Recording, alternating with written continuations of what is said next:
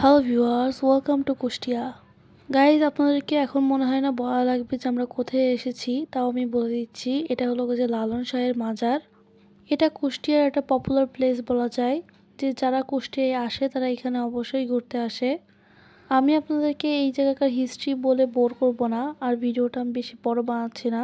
এখানে আমি শুধু সিম্পলি ঘুরতে গিয়েছিলাম।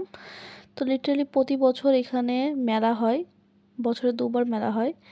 তো এবার মেলা অক্টোবরে হয়েছিল। আমি প্রথমে মেলাতে আসার জন্য প্ল্যানিং করেছিলাম, কিন্তু পরে কোনো প্রবলেমের কারণে আসতে পেরেছিলাম না। কিন্তু আমি মেলাতে যেতে পারিনি, এর জন্য আমি অনেক বেশি স্যাটিসফাইড। কারণ মেলাতে প্রচুর পরিমাণ চুরি হয়, আর যেহেতু এই মেলাতে প্রচুর পরিমাণ নেশাজাতীয় দ্রব্য বিক্রি হয়, সেজন্য এইসব জায়গাতে একটু সেফটি রুলস ফলো করে আসা লাগে।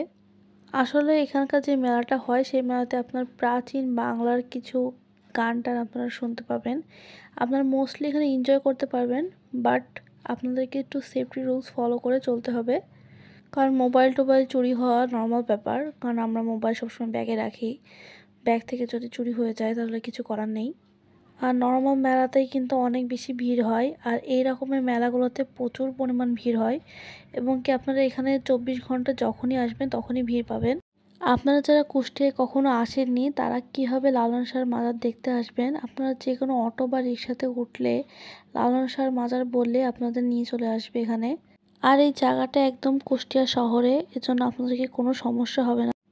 আর এই মাজারের গেটের অপোজিটে কিন্তু বেশ কয়েকটা খাবারের দোকান আছে, মানে হোটেল মতো। আপনারা যদি সকালের খাবার খেতে চান তাহলে ওখান থেকে খেতে পারবেন।